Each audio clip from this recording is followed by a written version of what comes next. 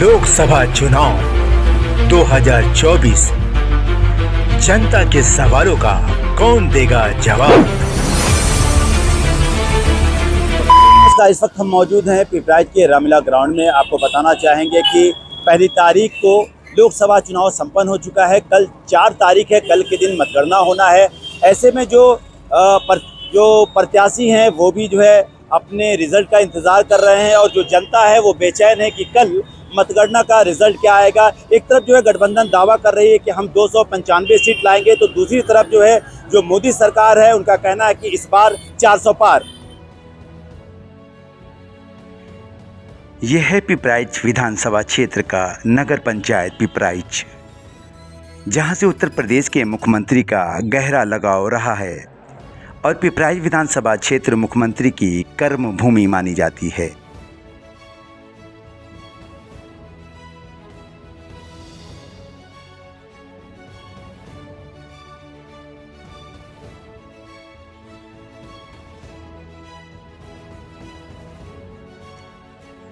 यहाँ के कई स्थानीय चेहरे ऐसे हैं जिनका नाम मुख्यमंत्री अक्सर अपने मंच से लेते रहते हैं। अगर बात करें लोकसभा सदर की, तो यहाँ से योगी आदित्यनाथ 5 बार सांसद रहते हुए काफ़ी विकास कार्य किए।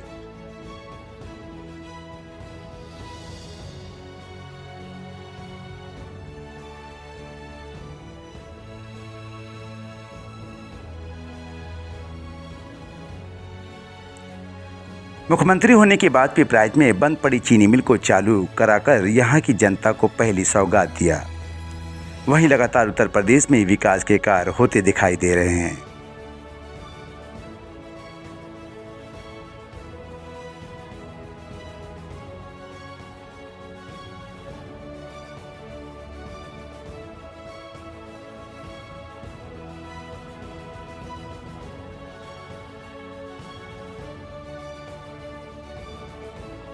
हम मौजूद हैं पिपराइच में। लोकसभा का चुनाव संपन्न हो चुका है। इस वक्त कयासों का बाजार गर्म है। लोग अंदाजा लगा रहे हैं किसकी सरकार बनेगी, भारतीय जनता पार्टी की सरकार बनेगी या इंडिया गठबंधन की। हमारे साथ एक भैया मौजूद हैं, पूर्व में सभासद भी रह चुके हैं। सर, क्या नाम है आपका? सुभाष चंद्र सिंह। वोटिंग समाप्त हो चुकी है। लोगों ने जो प्रत्याशी थे उनके भविष्य को ईवीएम में कैद कर दिया है। किन मुद्दों पर जनता ने वोट किया है? क्या लगता है आपको किसकी सरकार बनने वाली है? सबसे पहले तो जो राशन मुद्दा है, जो 5 साल के लिए बढ़ा दिया गया है। पहली बात तो महिलाओं ने उस पर विशेष ध्यान दिया है। इंडिया गठबंधन को 100 कुछ सीट मिलेगी। जो एग्जिट पोल दिखा रहा है उसी के हिसाब से आप लोगों का भी अंदाजा नहीं ना, अंदाजा इससे नहीं है। जैसे विकास मुद्दा है, काला भाजपा के पक्ष में।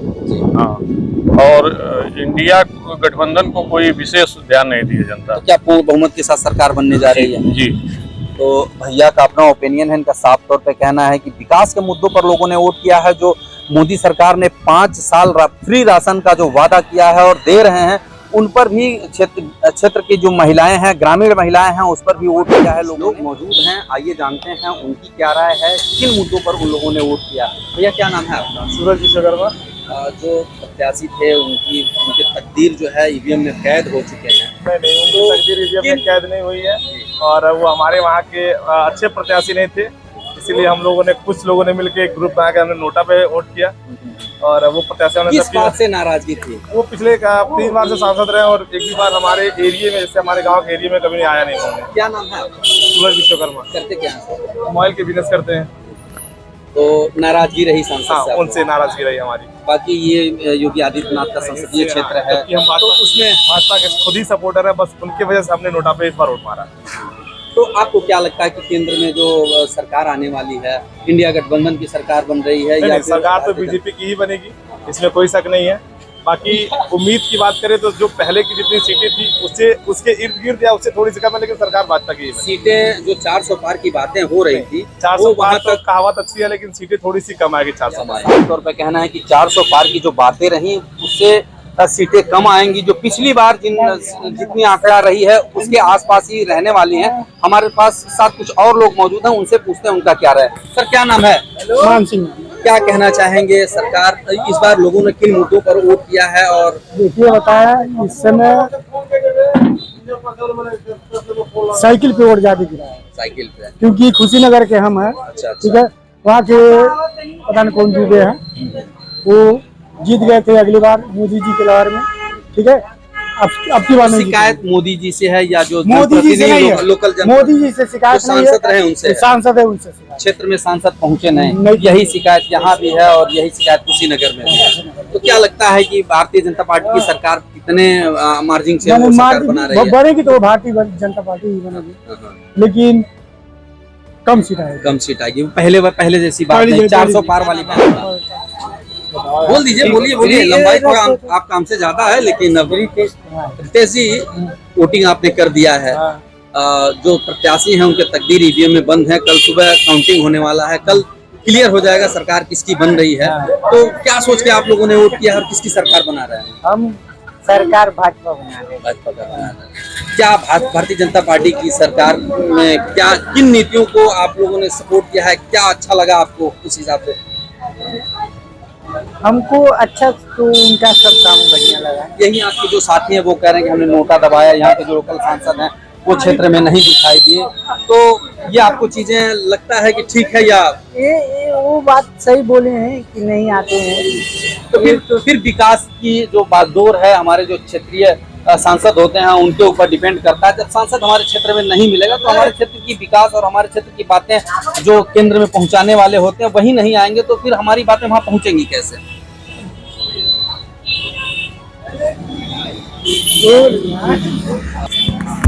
भैया का साफ तौर पर कहना है कि हम भारतीय जनता पार्टी को सपोर्ट करते हैं, लेकिन जो लोकल सांसद हैं उनसे यहाँ लोग नाराज दिखे हैं, उनकी उपस्थिति यहाँ नहीं रही है। इस वजह से कुछ लोगों ने बताया कि हमने नोटा का प्रयोग किया। हमारे साथ कुछ और लोग मौजूद हैं, उनसे भी जानेंगे उनका क्या कहना है और किन मुद्दों पर लोगों ने वोट किया है। क्या नाम है सर आपका? राकेश तिवारी। 4 जून है, कल वोटों की काउंटिंग होने वाली है। किसकी सरकार बना रहे हैं आप? मोदी जी की। मोदी जी। आंकड़ा क्या रहेगा? आंकड़ा 401 पार करके। 401। हाँ। पहली बार जो आंकड़ा रहा उससे ज्यादा जो 400 पार का नारा था। यहाँ सांसद को और विधायक को देखकर काम नहीं किया जनता, बस मोदी और योगी का नाम पे वोट पड़ा है। योगी और मोदी के गोरखपुर संसदीय ये लोकसभा क्षेत्र की बात कर रहे हैं या पूरे उत्तर प्रदेश की बात कर रहे हैं? पूरे उत्तर प्रदेश की बात हो रही है। न सांसद और न विधायक, ये सब निकम्मा है बीजेपी की। तो विकास कौन करेगा? विकास मोदी और योगी जो कर रहे हैं वो ही कर रहे हैं। साथ एक चाचा मौजूद हैं।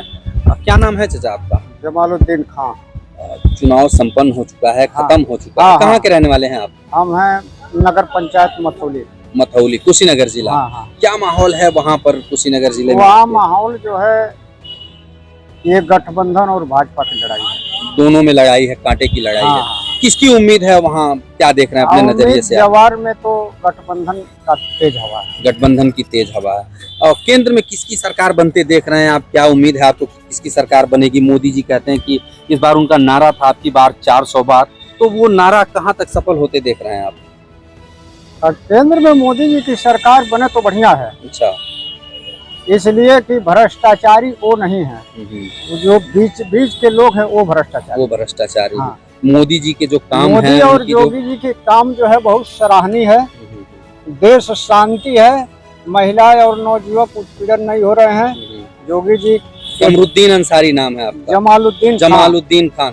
तो लोग तो कहते हैं कि मोदी जी मुसलमानों का विरोध करते हैं और योगी जी मुसलमानों का विरोध करते हैं। योगी जी और मोदी जी के जितने शासन काल में मुसलमान सुरक्षित हैं, इसी सरकार में उतना सुरक्षित नहीं है।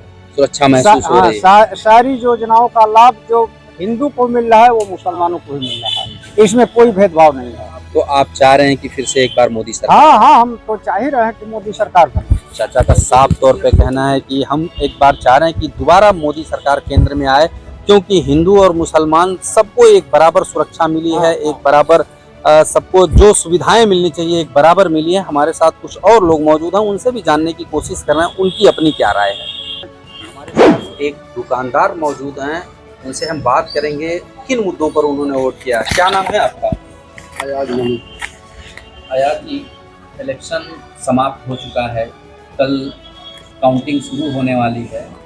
क्या लगता है आपको किसकी सरकार बनने वाली है और यहाँ लोगों ने किन मुद्दों पर वोट किया है?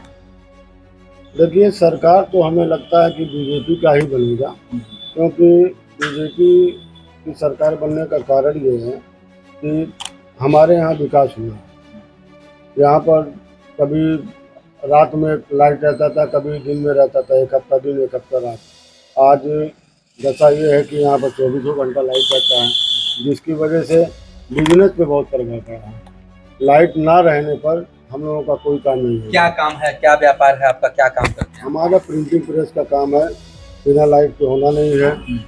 कंप्यूटर का काम है, लाइट नहीं रहेगा तो कोई काम नहीं हो पाएगा, और लाइट रहने से काम ज़्यादा होता है।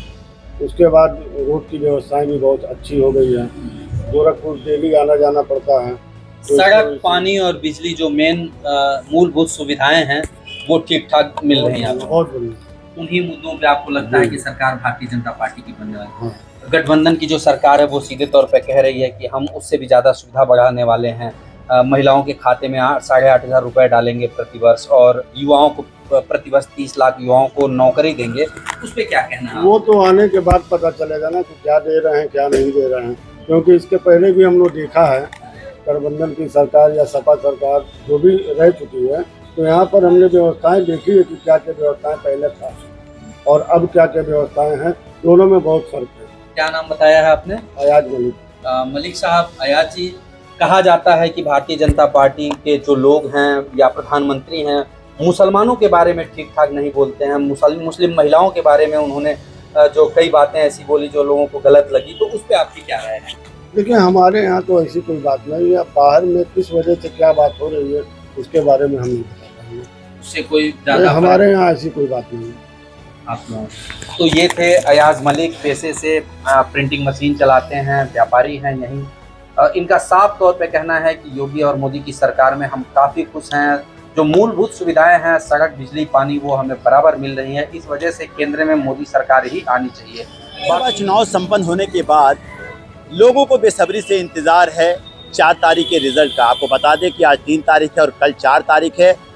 ऐसे में प्रत्याशी भी इंतज़ार कर रहे हैं और सबसे ज़्यादा बेचैन जो जनता है वो भी बेसब्री से इंतज़ार कर रही है कि कल क्या होने वाला है। एक तरफ जो है गठबंधन दावा कर रहा है कि 300 सीट की, तो दूसरी तरफ मोदी जी का ये नारा है कि इस बार 400 पार। तो कल क्या होना है, जनता से फीडबैक लेते हैं, क्या कहना चाहेंगे।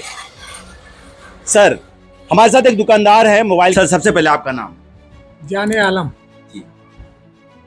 कल जो है मतगणना है जी, और कल का रिजल्ट किस नज़र से देख रहे हैं, क्या कौन आने वाला है? बस संविधान की जीत होने वाली है इसमें जी। और कुछ नहीं। इसमें बेसब्री से सबका इंतजार है, राष्ट्रीय पर्व है वो सब लोग मना रहे हैं। कल का बेसब्री से इंतजार है, देखिए क्या होता है। जैसे किन मुद्दे पे आप लोगों ने वोट किया था? बस हम लोग बेरोजगारी, महंगाई, इसी सबों पे, संविधान के बारे में, बस यही सब है। तो एक तरफ गठबंधन जो ये दावा कर रही है कि हम 295 सीट लाएंगे, दूसरी तरफ जो है भारतीय जनता पार्टी एनडीए की अगर बात करें तो वो जो है 400 पार का जो है नारा लगा रहे हैं। तो ऐसे में क्या आपको क्या लगता है? ऐसे में जनता ने अपना मत जो है ईवीएम में बंद कर दिया है। बाकी जब देखिए उसका क्या होता है। सब लोग तो अपने अपने जीत का दावा कर रहे हैं, कोई 400 कह रहा है, कोई सरकार बना रहा है। तो आप देख सकते हैं कि जनता जो है बिल्कुल साइलेंट मोड में है और मतदान के बाद जो है जितने भी प्रत्याशी हैं सारे लोगों की किस्मत वो ईवीएम में कैद है। कल रिजल्ट आने के बाद ही पता चल पाएगा कि किसकी सरकार बनेगी। एक तरफ दावा जो है गठबंधन कर रही है कि हम 295 जो है ला रहे हैं, और दूसरी तरफ जो है एनडीए की जो सरकार है उनका भी वादा है इस बार 400 पार। तो अब कितनी सच्चाई है ये कल जो है मतगणना होने के बाद ही पता चल पाएगा। अपने सहयोगी फिरोज खान के साथ Shamshad Malik, report news star 1 Pipraich, Gorakhpur.